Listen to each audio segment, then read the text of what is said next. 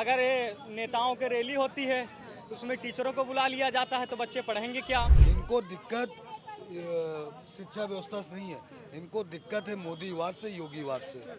ये कि शराब के ठेके बंद नहीं हुए, स्कूल बंद हो गए। जिस तरीके से आपने देखा होगा कि जेनजीज जो थे उनका प्रदर्शन जो था वो काफ़ी ज़्यादा चला और अब बारी आ गई है जेन अल्फा की। वो भी पीछे नहीं है, वो भी लगातार प्रदर्शन कर रहे हैं। सर, आज लखनऊ के दुबग्गा इलाके में जेन अल्फा जो थे, मतलब छात्रों ने बड़ा आंदोलन किया, एक बड़ा प्रदर्शन कर दिया। छोटी क्लास के बच्चों ने प्रदर्शन किया, कह रहे हैं कि टीचर्स ही नहीं है पर्याप्त। आए दिन ऐसी खबरें आती रहती हैं। देखिए, वास्तव में जो मेहनत करेगा, कंपटीशन देगा, उसके साथ भ्रष्टाचार होगा। भ्रष्टाचार होगी तो उसका अधिकार है। और देश यदि जैन अल्फा यदि मूवमेंट करने लगा तो इस देश की स्थिति बड़ी गड़बड़ है। जवान और किसान गए पार्लियामेंट के, वो तो राहुल जी ना होते तो पार्लियामेंट न बचती। अब भारत का संविधान का जो डेमोक्रेटिकल सेटअप है वो न बचता। डेमोक्रेटिकल सेटअप की जो स्थिति खड़ी हो गई है, आज देश में कॉन्स्टिट्यूशनल क्राइसिस क्रिएट हो गया है और संवैधानिक विभक्तियां हम लोगों को मिला लें, लोगों कॉन्स्टिट्यूशनल क्राइसिस क्रिएट कर देंगे, संविधान को खत्म कर देंगे। संविधान ऐसे नहीं चलता है। संविधान की तरह चलता है। उसका इंटरप्रिटेशन करने के लिए सुप्रीम कोर्ट को गार्जियन बनाया गया और बड़े इंटेलेक्चुअल, जब राजेंद्र बाबू बोले, कॉन्स्टिट्यूशन असेंबली के अध्यक्ष थे, जब बोले कि भाई देखिए, दो लोग पढ़े लिखे नहीं हैं, नेता पढ़ा लिखा नहीं है, लेकिन एक पढ़ा लिखा सुप्रीम कोर्ट और आईएएस, और दोनों लोगों पर डोमिनेट कर गए नेता। और स्थिति आज क्या खड़ा हो, कॉन्स्टिट्यूशनल क्राइसिस हो गई। जैन जी का काकरोच आंदोलन कैसे हुआ? सुप्रीम कोर्ट के नॉन सीरियस स्टेटमेंट के, एक सीजीआई ने नॉन सीरियस स्टेटमेंट दे दिया, काकरोच नॉन सीरियस स्टेटमेंट दे दिया। एक गार्जियन हूं हम किसी का, अपने लड़के का गार्जियन है तो हम नॉन सीरियस स्टेटमेंट देंगे? कॉन्स्टिट्यूशनल गार्जियन है ना, सुप्रीम कोर्ट का सीजीआई का कॉन्स्टिट्यूशनल गार्जियन है कि नहीं? नॉन सीरियस स्टेटमेंट दिया है कि नहीं? हम गलत बोल रहे हैं तो बता दें यहाँ सभी लोग। नॉन सीरियस स्टेटमेंट था, जिसकी वजह से इतना बड़ा आंदोलन हुआ। क्यों? अब देश के कई हिस्सों में जो है आंदोलन देखने को मिल रहा है। अब जेन अल्फा भी एक्टिव हो गया है, वो भी लगातार प्रोटेस्ट कर रहा है। देखिए, जेन अल्फा आंदोलन तो करेगा ही करेगा, क्योंकि शिक्षा रोजगार मिल नहीं रहा है। अगर ये नेताओं की रैली होती है उसमें टीचरों को बुला लिया जाता है तो बच्चे पढ़ेंगे क्या? अभी लाल किला पे हमारे प्रधानमंत्री मोदी जी ने बयान दिया है, मतलब देश में कहीं कुछ होता है तो सरकारी उसमें टीचर्स को भी बुला लेते हैं। हाँ, और क्या, टीचर बुलाई जाती है, समूह सखी बुलाई जाती हैं गांव में, उनको पैसा दिया जाता है कि ऑटो बुक करा करके आप लेकर के आना। अब हमारे मोदी जी ने बोला है, अपनी स्पीच दिया है, तो कितनी बार इन्होंने शिक्षा और रोजगार पर बात किया है? एक भी बार इन्होंने शिक्षा रोजगार का नाम लिया हो तो बताओ।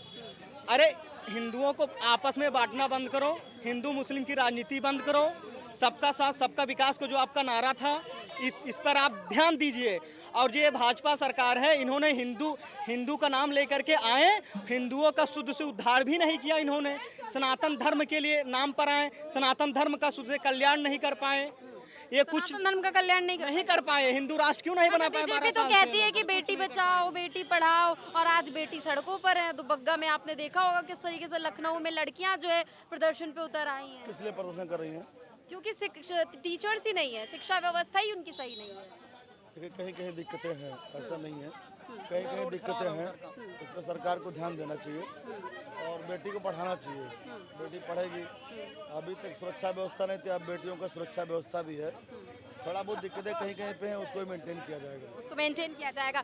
मोदी सरकार कहती है बेटी बचाओ बेटी पढ़ाओ, लेकिन अब जो सड़कें हैं उस पर आपको देखने को मिलेगा कि लड़कियां आंदोलन कर रही हैं कि हमारी शिक्षा व्यवस्था कैसी है, टीचर्स नहीं है, बोर्ड्स आने वाले हैं। ये तो उसमें सुधार तो होना चाहिए, सुधार होना चाहिए। अगर देखिए, इसमें प्रधानमंत्री जी की अकेले गलती नहीं हो सकती है, तो जो नीचे का सिस्टम है, जिलाधिकारी के बाद जो जिलाधिकारी अधिकारी होते हैं, उनसे लेके जो उनके विशेष शिक्षक अधिकारी होते हैं, तो उनकी सारी गलतियां उनको। सर, आपको ऐसा नहीं लग रहा है कि जिस तरीके से जेनजीज ने दिल्ली के जंतर मंतर पर प्रदर्शन किया, तो उसके बाद सारे जो यूथ हैं और जो जेन अल्फा हैं वो भी बहुत तेजी से एक्टिव हो गए हैं, अब सब अपनी मांगों के लिए जागरूक हो गए? देखिए, ये आतंकवादी लोग हैं, ये लोग, इनका काम ही यही करना। इनको जेएनजी का मतलब क्या है? हम भी कह रहे हैं जेएनजी है, तो जेएनजी का मतलब हमें काम कराना, क्योंकि बच्चों को भ्रमित करके हम उनको रोड पे करके, ताकि ऐसा कोई लॉ एंड ऑर्डर पे व्यवस्था में दिक्कत ना हो। इसलिए तो जिस तरीके से ये प्रदर्शन चल रहा है अब ये कैसे थमेगा? कहाँ पे चल रहा है? लखनऊ में भी चल रहा है और भी नहीं चल रहा है। हाँ, झारखंड में भी तो चल वहाँ पे कब इस्तीफा देंगे? धर्मेंद्र प्रधान से तो इस्तीफा ले लिया आपने। हाँ, अब उनसे ले लीजिए, हेमंत सोरेन से ले लीजिए। अब अखिलेश जी नहीं बोलेंगे, अब राहुल गांधी जी नहीं बोलेंगे, अब प्रियंका जी नहीं जाएंगी, अब वहाँ की लड़की जोश नहीं आएंगे, अब इंदिरा गांधी वाला रूप नहीं दिखाएंगे। तो ये लोग का देखिए एक मुद्दा है, इनको दिक्कत शिक्षा व्यवस्था से नहीं है, इनको दिक्कत है मोदीवाद से, योगीवाद से। इनको दिक्कत बस यही है, क्योंकि ये चाह रहे हैं कि मोदीवाद योगीवाद खत्म हो जाए। उनको इससे क्या लेना देना है, आप बताओ हमको। तो झारखंड में राहुल गांधी को जाना चाहिए। छात्र गूंज रहा था प्रयागराज में, आपने सुना ना, छात्रों की गूंज प्रयागराज।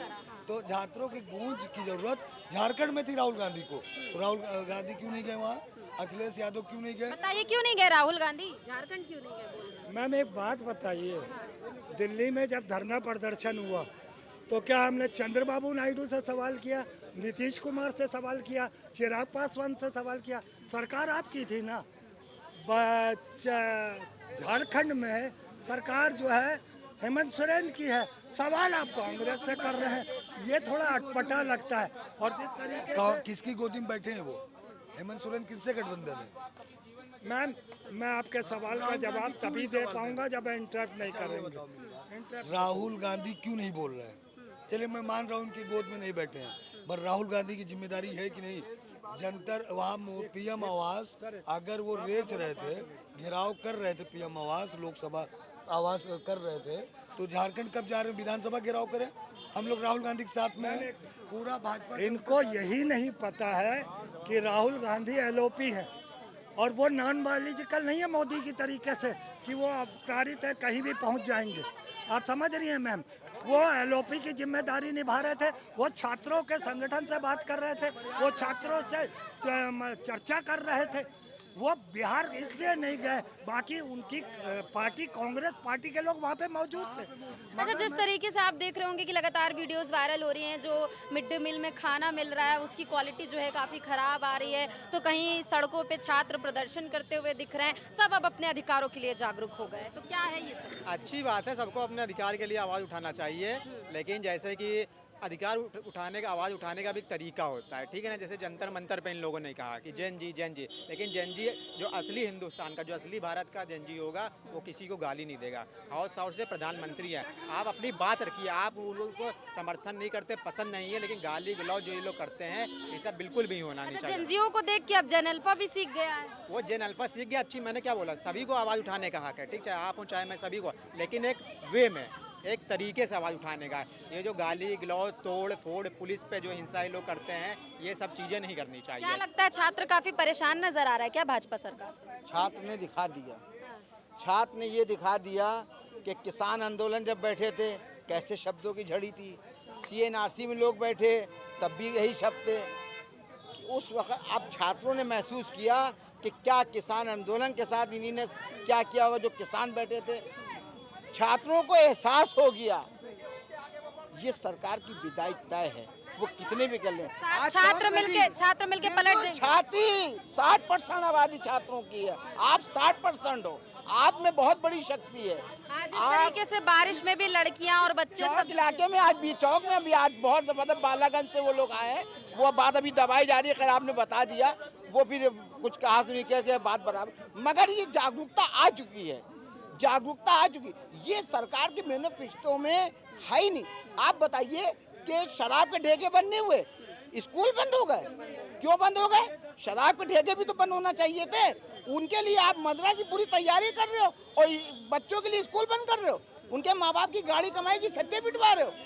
ये पब्लिक है, ये सब जान चुकी है। ये कुछ आपके भी बच्चे होंगे, पढ़ते होंगे, कैसी व्यवस्था? मेरे बच्चे पढ़ते हैं, मेरे बच्चे पढ़ते हैं, पढ़ चुके हैं, फिलहाल तो अब मेरे बच्चे अब पढ़ चुके हैं। तुम्हारी तरह बेटी है, वो भी पढ़ चुकी है मेरी, मेरा बच्चे पढ़ चुके हैं। मगर हमें अपने बच्चों को नहीं, तुम भी तो देश की बच्ची हो, ये भी तो देश के बच्चे, अपने लिए हम लोग नहीं। अगर हम सच्चे देशवासी हैं, सच्चे देशभक्त हैं, तो मुझे तुम्हारे बारे में भी सोचना है, मुझे इनके बारे में भी सोचना है। हमें एकता समानता की बात करना है, कि ना कि नफरत की राजनीति करना है। वो अब चलने वाली नहीं है। विदाई तय है, विदाई तय है, विदाई तय है। तो ये रिपोर्ट हम आपको दिखा रहे थे लखनऊ से, जिस तरीके से जेन अल्फा जो है वो एक्टिव हो गया है और लगातार जो प्रदर्शन है वो जारी हैं और लोगों का कहना है कि ये जेनजीज और जेन अल्फा यानी जो छात्र हैं यही लोग मिलके जो है 2027 में सरकार पलट कर रहेंगे। अब देखना होगा कि जेन अल्फा और जेनजीज का ये प्रदर्शन जो है ये सरकार पर कितना हावी होता है और इसके नतीजे क्या निकल कर आते हैं। फिलहाल के लिए बस इतना ही। आप देखते रहिए रेड इंक। मैं हूँ आपके साथ श्रेया शुक्ला, कैमरा पर्सन समीर अख्तर के साथ लखनऊ।